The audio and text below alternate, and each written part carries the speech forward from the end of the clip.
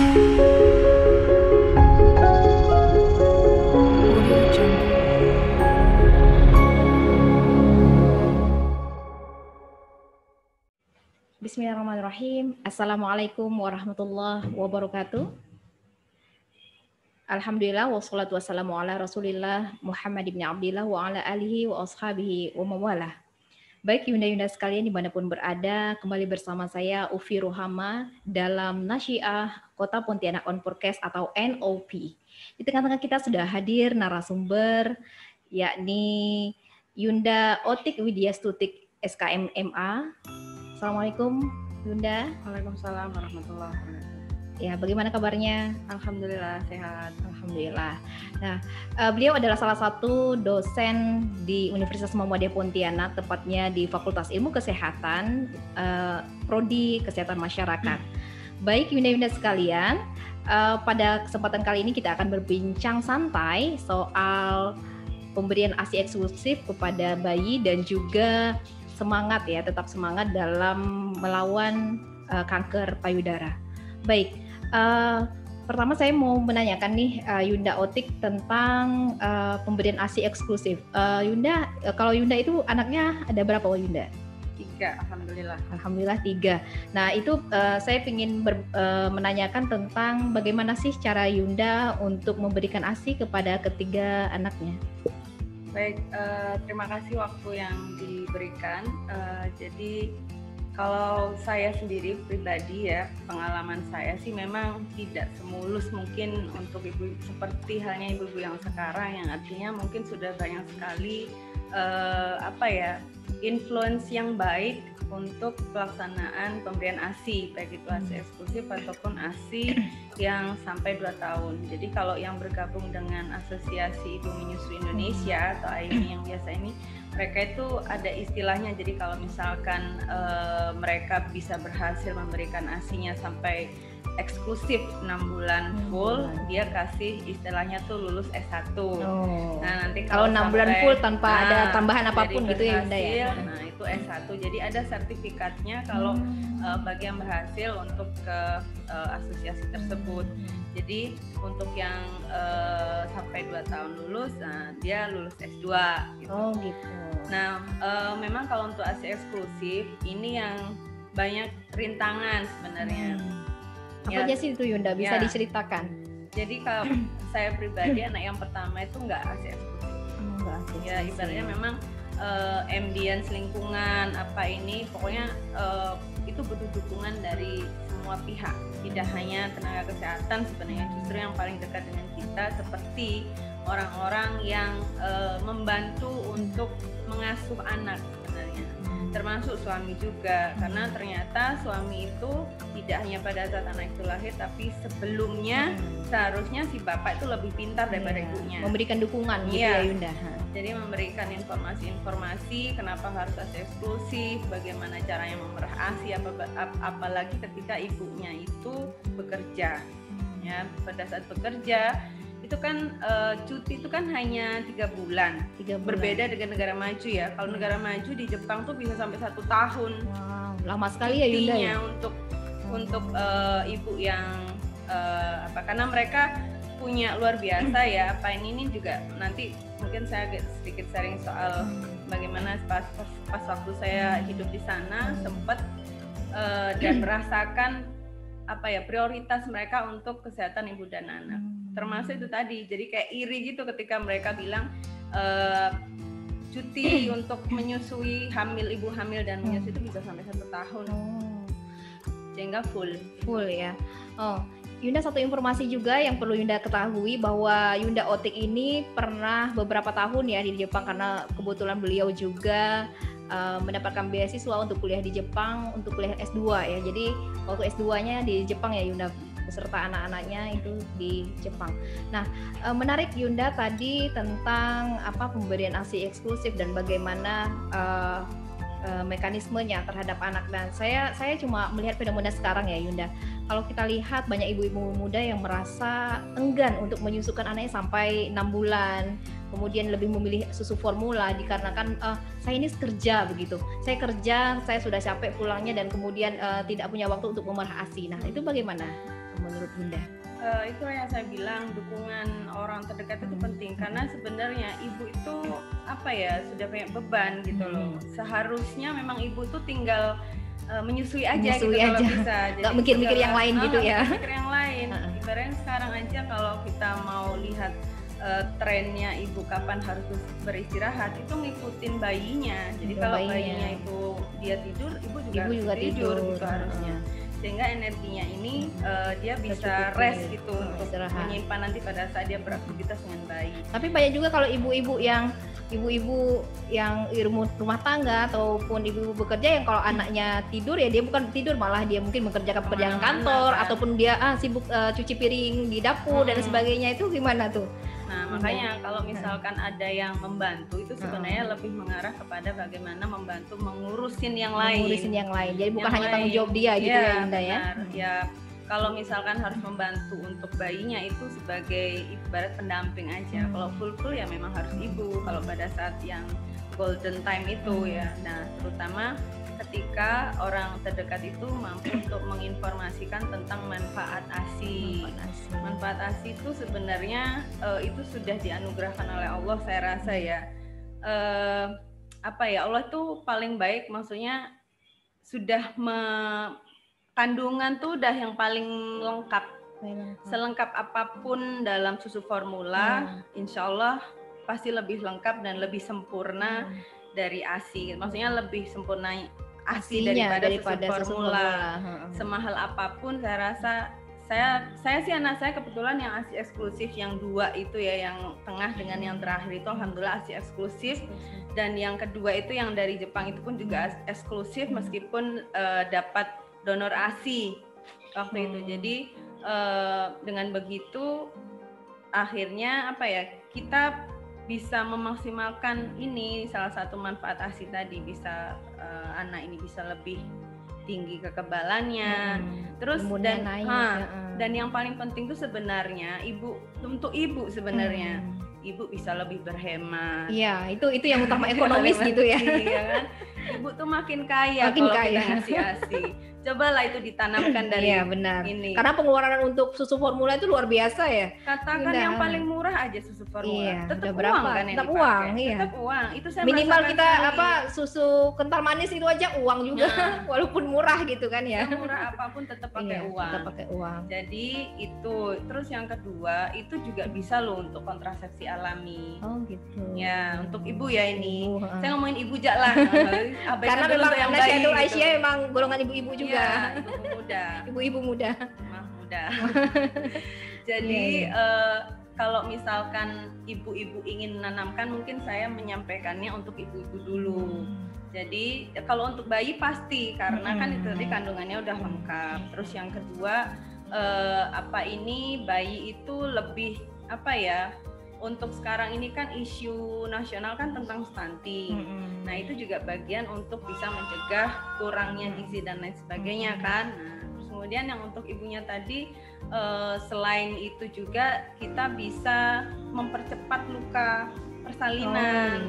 Jadi ada suatu proses kontraksi dalam rahim setelah kita melahirkan dengan cara menyusui itu kan kita cepat pemulihannya mungkin ya Yunda. Dengan menyusui itu akan membantu merapatkan kembali rahim yang itu kan melar nih. Nah, dia itu pasti nanti akan ada proses untuk pengerutan kembali seperti itu. Dan mungkin yang paling penting ada bisa untuk diet kali ya.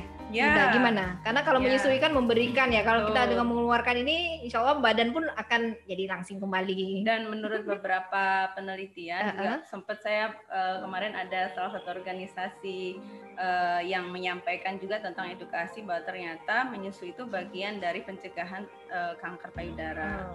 Yang begitupun saja ternyata saya masih juga kena gitu loh. Jadi harapan saya sih mungkin ya karena saya nggak totalitas mulai dari anak pertama ya, ASI eksklusif, dan ASI sampai 2 tahun itu untuk yang tengah itu eksklusif tapi nggak lulus S2 dia. Lulus S2. Untuk yang pertama dia nggak lulus S1 apalagi S2 gitu. Kalau S2 kalau benar-benar full gitu ya. Jadi yang benar-benar full hanya anak ketiga, S1, S2 alhamdulillah dia lulus. Selesai. Ya, menarik. Perlu Yunda tahu juga bahwa narasumber kita pada hari ini adalah salah satu pengidap penyakit kanker payudara, nah yang ganas begitu. Nah jadi mungkin Yunda bisa sedikit memberikan apa ya istilahnya motivasi ataupun dari awal tuh kenapa sih sampai bisa Yunda mengidap penyakit kanker payudara dan alhamdulillah bisa bertahan hingga sekarang ini, memiliki motivasi yang sangat luar biasa. Mungkin bisa diceritakan Yunda. Baik, alhamdulillah, terima kasih juga saya pada Allah ya, karena memang itu mungkin apa ya ibaratnya itu ujian. Tapi menurut saya gini, ketika saya masuk dalam grup penyintas kanker, ya ternyata ada banyak luar biasa ibu-ibu yang juga mengalami hal yang sama, mungkin lebih parah dari saya, dan alhamdulillah survive dari sekarang. Awal mulanya kenapa bagaimana kanker itu bisa terjadi ya berarti termasuk bagian dari bagaimana kita mungkin bisa flashback kembali polanya kita seperti apa, pola hidup, pola makan, termasuk juga kita berada di lingkungan yang seperti apa, karena kayak apa ya bahan-bahan radioaktif yang kita hirup, yang kita apa ini ibaratnya yang masuk ke dalam tubuh kita, kadang kita kayak nggak tahu ya apa saja. Jadi ya sebisa mungkin kalau nggak sadar saya, ya nggak sadar. Kita pun kalau misalnya ini untuk keluarga yang juga mungkin ada mungkin merokok dan lain sebagainya atau dan lain-lainnya yang bisa memicu. Karena untuk pemicuan ini kita nggak tahu berasal dari yang mana gitu. Dan jadi sebisa mungkin diminimalis. Kalau nggak bisa dihilangkan ya minimal harus benar-benar dilaksanakan itu pencegahan termasuk makan sehat, termasuk juga menyusui. Kalau untuk ibu yang menyusui tuntaskan, karena itu sudah insya Allah di Al-Quran juga sudah ada yang membahas tentang menyusui aja sudah harus diatur itu Allah itu sudah mengatur gitu loh. Jadi kenapa harus memilih yang lain kalau sudah ada di sana 2 tahun jelas gitu loh pada surat yang ada di Al-Baqarah itu.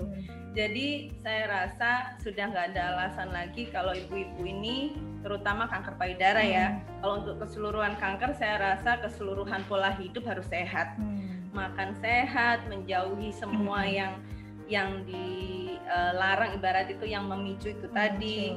Nah kalau untuk yang payudara sendiri, terutama saya tadi tuh karena kita membahas tentang breastfeeding atau menyusui ya, sebaiknya dan seharusnya ibu itu jangan berhenti menyusui sebelum 2 tahun, dan upayakan ASI eksklusif 6 bulan. Harus dapat ijazahnya tadi itu ya. Dapat ijazahnya. Oke, saya ingin bertanya lagi tentang ya tadi tentang kanker payudara yang juga bisa Yunda ceritakan pengalamannya. Bagaimana sih awalnya itu sehingga Yunda tuh sadar sedang mengidap penyakit itu? Apakah konsultasi ke dokter ataukah dirasa-rasa kok kayaknya ada benjolan begitu? Mungkin bisa berbagi sehingga Yunda di rumah bisa tahu dan sadar dari awal begitu. Jadi kalau untuk gejala klinis memang kita harus periksa ke dokter, kepada ahlinya ya. Selain itu juga harus ada pemeriksaan lab dan lain sebagainya. Dan tidak hanya sekedar kira-kira, kalau orang Jawa bilang kirologi ya kan. Jadi biar jelas karena apapun yang kita rasakan. Kebetulan sih saya memang ada benjolan waktu itu, dan saya sih menganggapnya nggak terlalu heboh gitu awalnya, karena memang biasa aja saya rasa mungkin itu ada kelenjar dan lain sebagainya, sehingga saya abaikan, nggak terlalu yang harus gitu nggak. Jadi itu saya ulur sampai kurang lebih 3 minggu baru saya cek benar-benar. Dan ternyata setelah di lab ya itu akhirnya ternyata dia adalah kanker ganas. Dan sudah ada kemungkinan untuk bisa metastasis, artinya penyebarannya itu sudah tapi alhamdulillah setelah dicek lagi USG dan ronsen dan lain sebagainya yang diperlukan, alhamdulillah tidak ada penyebaran. Dan untungnya waktu itu dini ya, jadi deteksinya itu meskipun sudah ganas ibaratnya gitu, tapi diketahui masih awal begitu ya. Sehingga untuk penyelesaiannya juga nggak terlalu yang complicated, harus radiasi dan lain sebagainya, sehingga cukup dengan melaksanakan kemo. Kemarin alhamdulillah saya kemo 6 kali kemo, dan alhamdulillah sekarang sudah bisa lanjut untuk rawat jalan dengan mengkonsumsi obat. Yang saya harus mengkonsumsi selama 5 tahun minimal 5 tahun. Jadi itu sehari berapa kali tuh Yunda? Sehari 1 kali dan dikonsumsi selama 5 tahun, tapi nggak putus ya. Jadi kalau misal habis beli lagi gitu ya, konsumsi lagi terus. Terus ada pantangannya nggak Yunda? Ya kalau pantangan ya tetap harus, intinya kalau saya sih mengkonsumsi yang sayuran yang mengandung antioksidan tinggi dan mengurangi gula dan daging ya.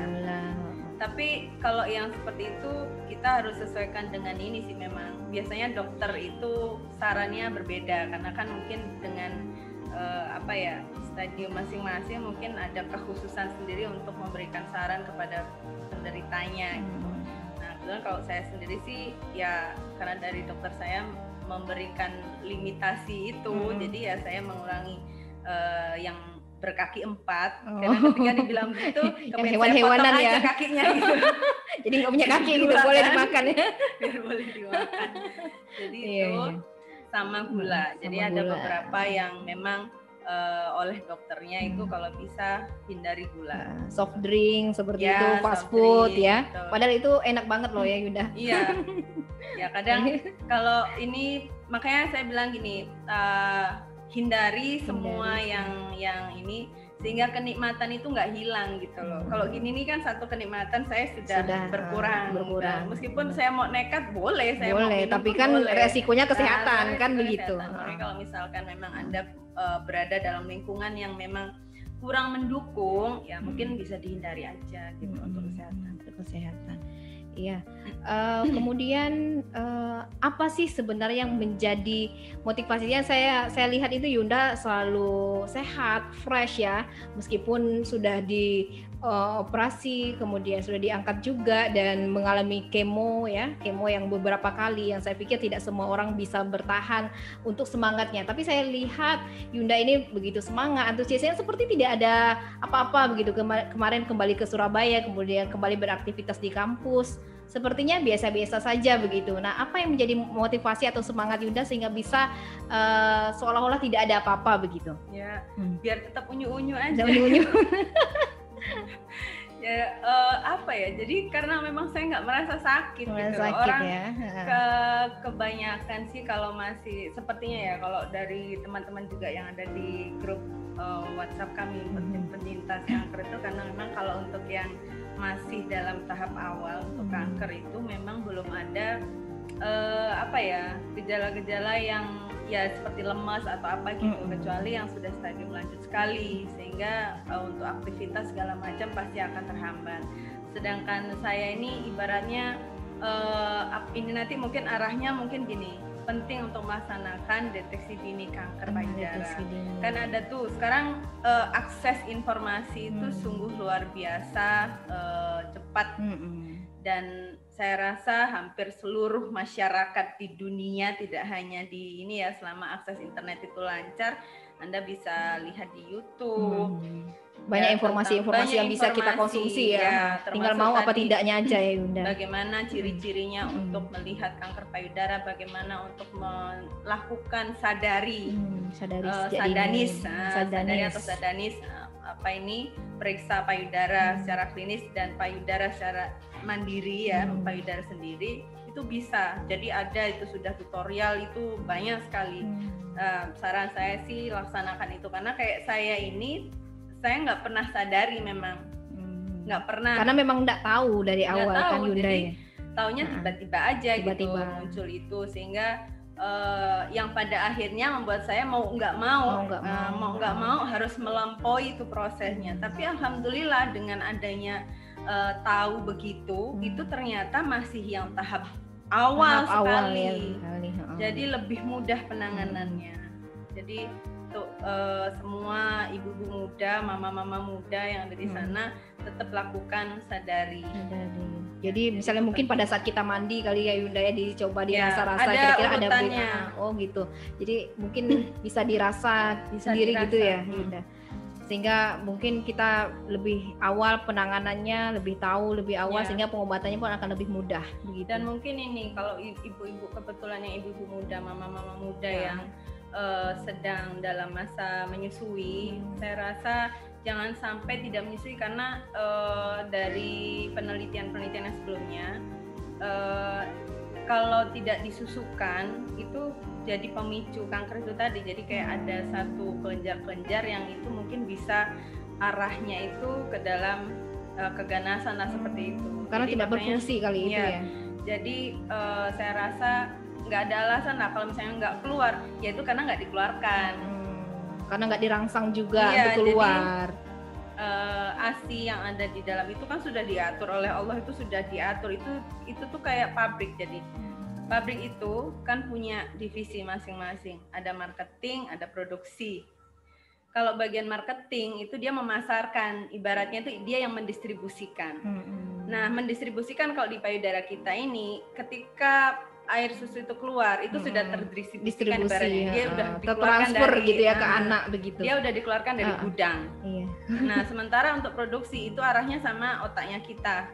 Jadi kalau ASI yang di dalam payudara itu tidak keluar, otomatis produksi tahu dong, oh masih banyak barang di gudang, masih banyak gudang. Nggak bisa saya produksi, gitu.